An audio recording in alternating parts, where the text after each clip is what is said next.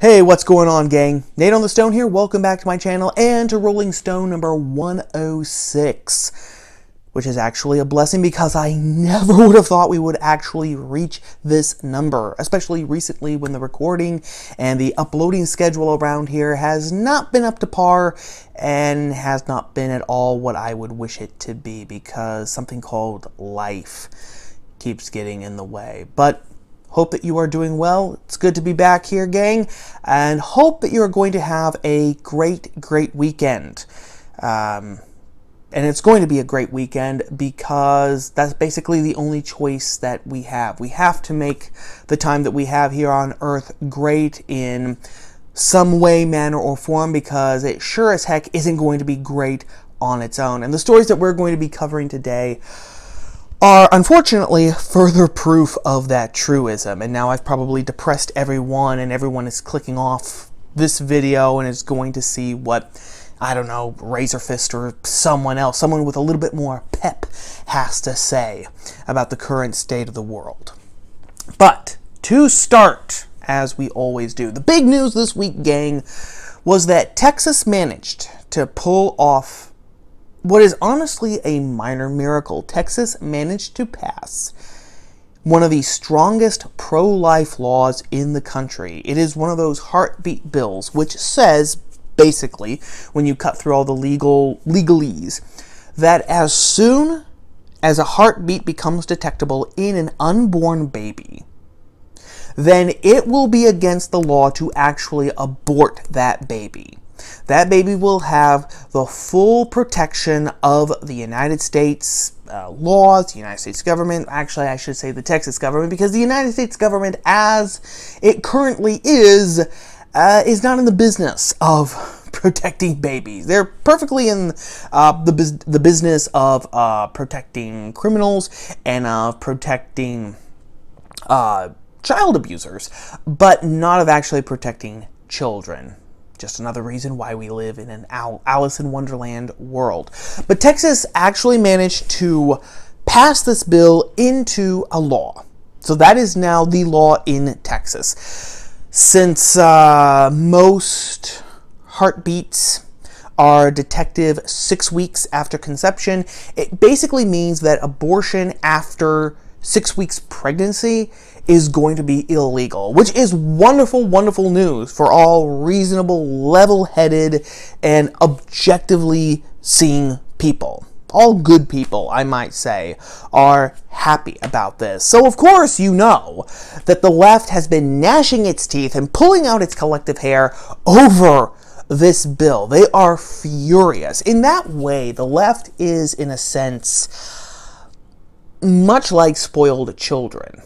Everything is going its way, and then something in one state happens counter to their plans, counter to their narrative, counter to their ambitions and desires, and they immediately start foaming and frothing at the mouth, which, I mean, it does deliver a bit of Schadenfreude, but at the same time, there is nothing more dangerous than an animal, a wild animal, when it's cornered. And the left, honest to goodness, gang, thinks that it is cornered here with this Texas heartbeat law that has just been passed. Now, the left, I should say, it is mad for two primary reasons. The one reason why the left is mad is because of the bill itself. And if you have been on social media, any of the social medias this past week, you have probably seen at least a hint of this first reason why the left is mad. It's an assault on women's rights. It's an attack on reproductive justice. My gosh, this is a direct battle from the patriarchy on the autonomous rights and autonomous bodies of women. I actually saw a leftist say that he is pro-life. He's pro-life in the sense that he wants to preserve the lives of women and let them have their own bodily autonomy, which, again, you have to raise up the point. So explain to me the science of how a biological organism that has unique human DNA, its own limbs, its own brain, its own heartbeat, is part of a woman's body, like a lung, a kidney, or a heart. I mean, you might as well say that any of the creatures out in nature that form a symbiosis, two separate creatures who actually work in tandem with each other for their mutual well-being and mutual furtherance of ends, are one organism. That's how much sense it makes. What are those birds that actually clean the teeth of crocodiles in Africa? I forget their names, but you might as well say that the bird is simply part of the crocodile when it hops into the croc's mouth and starts cleaning its old chompers. Well, the bird is obviously just part of the crocodile, or the crocodile is part of the bird, however way you want it, because without the crocodile, the bird wouldn't have any sustenance, and without the bird, the crocodile's teeth would rot, fall out, and it'd have to eat applesauce for the rest of its life. And that never turns out well. You know, no opposable thumbs. It's really hard to open up those pre-packaged bottles of applesauce. So that is the first reason why the left is mad. It's an assault. And furthermore, it's an assault on our Constitution. The moldy old Muppet, who is currently residing in the Oval Office, said that it was an assault on the Constitution. Nancy Pelosi has said it's an assault on the Constitution. Dianne Feinstein has said that it's an assault on the Constitution. An assault, an assault, an assault on the Constitution. From the very same people who actually hate the Constitution. If you actually Google, I think I mentioned this before again, but if you actually Google you need to Google, we need to abolish the Constitution, you are going to find prominent pieces in Vox, in Slate, the New Republic, in mainstream American left venues, arguing in all sincerity that the Constitution of 1789 has to be abolished. It doesn't just need to be reformed, it doesn't need to be amended, it needs to be scrapped. Hook, line, and sinker, and we need to start from square one and create a much more equal and democratic government. So the very same people who hate the Constitution are now bellyaching that this Texas heartbeat law violates the Constitution. And it violates the Constitution because it contradicts Roe v. Wade. Now that assertion, let me just pause right there for a second. That assertion by itself is a cockamamie grade A lie. Because Roe itself is unconstitutional. I don't read National Review much anymore, and I don't recommend people read National Review anymore because it is practically brimming with chestless and brassless men who are simply gumming at the edges of our civilizational collapse, and they don't actually have the guts to do something about it. But every once in a while, there will still be a good piece on National Review online. I don't subscribe to the actual physical magazine anymore. And this piece by Charles C.W. Cook was one of those pieces, just in part what he wrote in National Review. Quote, as the pro-choice legal scholar John Hart Ely noted a few months after the decision, Roe v. Wade, was handed down, Roe was indefensible in every conceivable way that a Supreme Court decision could be indefensible. From whole cloth, Ely wrote, Roe created a super-protected right that is not inferable from the language of the Constitution, the framers' thinking respecting the specific problem in issue, any general value derivable from the provisions they included, or the nation's governmental structure, and thus answered a question the Constitution has not made the court's business. Roe is bad, he concluded, because it is bad constitutional law, or rather, because it is not constitutional law and gives almost no sense of an obligation to try to be. A little later down, he quotes another pro-choice, pro-abortion scholar, Lawrence Tribe, who said, one of the most curious things about Roe is that behind its own verbal smokescreen, the substantive judgment on which it rests is nowhere to be found. In other words, the 1973 court that handed down Roe v. Wade knew what decision it wanted to come to, and then basically just pull a bunch of cock and bull together to justify that a priori decision. The decision that the justices, the majority of the justices, had already made probably before the case had even started. Right? So there's that. But there is another more fascinating reason why the left is mad. And the left is mad because the Supreme Court actually refused to stop this Texas heartbeat bill from becoming a law. Apparently there was a challenge to it. It went into effect on midnight on September the 1st, I believe. And the Supreme Court, 5 of the 9 justices refused to take up the challenge.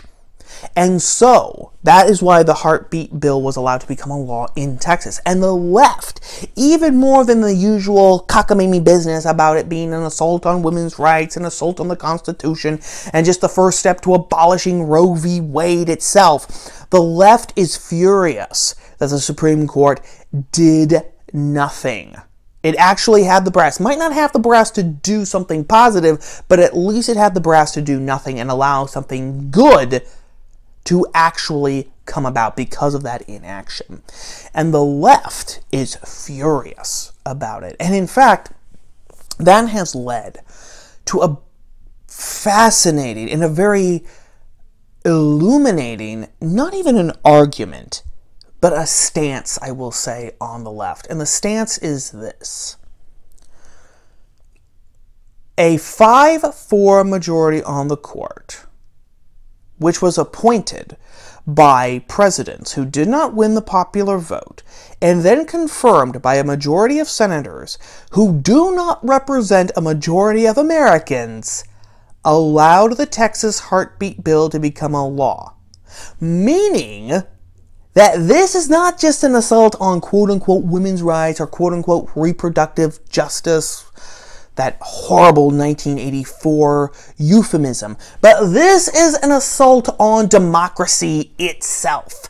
An assault on democracy itself. Because this 5-man majority on the court, appointed by presidents who didn't win the popular vote, and then confirmed by senators who didn't represent a majority of the population, has done this. It is undemocratic. Now, we could go through all the low-hanging fruit on this one, gang. We could say that poll after poll after poll after poll has shown that a majority of Americans actually want there to be more strict parameters on abortion. The majority of Americans instinctively want us, in this case, to be more like Europe, which actually, I think, past the first trimester or past the 8-week mark, something like that. Various European nations have varying laws, but Europe, as a matter of fact, has much stricter abortion laws than we do here in the States. In fact, Europeans are usually rather shocked. Even European leftists are rather shocked, or at least they used to be, when they found out how broad and progressive, quote-unquote, our abortion laws are. So never mind that. You could make that argument. You could also make the argument that this stance would only have a set of legs to stand on if the Constitution created a democracy in the first place for these United States, when it didn't. Because all of the founders and all of the framers, even the most radical ones like James Madison and Thomas Jefferson, were not sold on the idea of the plethora of benefits and utopianism that would flow from pure, unadulterated democracy. So who cares if it's an assault on democracy? We're not a democracy. We're a representative republic for a specific reason. So it can't be an attack on democracy. When the constitutional process was allowed to happen, it cannot, ipso facto, be an attack on democracy. Now that's all the low-hanging fruit. But the really illuminating thing, gang, is the idea that you can tease out from this stance, okay? So they are saying, again, the stance, the bottom line is that this Texas heartbeat law is an attack against democracy. When you peel it back to its fundamentals, the idea animating this stance is that only what the ruling elite and their allies want is democratic. That is the idea that's animating this stance, okay? Because it doesn't matter that a majority of representatives, Texas legislators, representing a majority of the population of Texas passed this law. That doesn't matter. Again, it doesn't matter that we're not a democracy. The only thing that matters is that the ruling elite and their allies did not want this bill to become a law. They did not want this jab at Roe v. Wade. And therefore, because they didn't want it, it is ipso facto undemocratic, an assault on democracy in their eyes. And what makes this so dangerous, gang, okay, because we could sit here and we could say, oh, that's stupid, oh, that's dumb, my gosh, these people are clowns, they're parodies of themselves. This stance, and more specifically, the idea animating that stance, is dangerous to the nth degree, because when you say that democracy, when you equate democracy, the rule of the people, with the will of the ruling elites and their allies, the ideologically pure vanguard, which is trying to remake the country, history, and the concept of being itself to align itself with what they want, with what they think, not just the country, but the world itself and our conception of reality should be. When you make that equation, what you are of necessity saying is that everyone who is outside that vanguard, anyone who is outside that caste of ruling elites and their allies, anyone who opposes the elites in any way, shape, or form, in any sphere, on any issue, is not part of the people who can decide what actually happens in the body politic. That's what they're saying. They are the people. We who disagree with them are not. Which then means two things. First of all, that completely silences our voice in the public square. Our attempt to actually exert our power, as we think of it, as, genuine, legitimate citizens of the United States in the public square, will automatically now be assaults on democracy because, according to the left, again, we can't be for democracy because we're not with them. They incorporate democracy, much as the French philosopher Rousseau said that the people at large possess and incorporate the general will in amongst themselves. Well, this is sort of a bastardization of Rousseau. The left is saying that they themselves incorporate the spirit of democracy, which justifies everything that they want. So anyone outside of that little club is not part of the people, so any attempt of anyone outside of that club to exercise their rights, to shift things their ways, is automatically going to be anti-democratic, which means that they are going to be an enemy of democracy, which then means that all the rights that we take for granted, that are enshrined in the Constitution, in our tradition, in our customs, in our norms, don't apply to us. Oh, I'm sorry. You cannot actually express that legitimate political opinion anywhere. Oh, I'm sorry. You actually cannot worship in your church anymore. Oh, I'm sorry. You do not have Fifth Amendment protections in criminal court cases. Oh, I'm sorry. You don't have the right to bear arms. Oh, I'm sorry. The protections against searches and seizures don't apply to you. Those apply to citizens. Those apply to the people because we're a democracy. You're not part of the people. So none of those things apply to you. I've said it before, gang, and I will say it again. When you have a geopolitical entity like our country, and then one group of people proclaims itself to be the whole embodiment of the people and everyone else are sub-people, they are secondary people, they are not part of the people, they are not part of the principal people, you're not heading towards a national divorce. Okay, you are actually in a civil war. You are actually in a civil war, whether you want to be or not, whether you even realize it or not, because it is the rulers attempting to actually keep their ideas, their principles, their narrative on top of everyone who is not part of their club and therefore is below them in the hierarchical status. That is what is actually being articulated in these leftist arguments. And that is the danger that is animating it, and what's going to actually happen if that idea is not guillotined immediately. And that is story number one.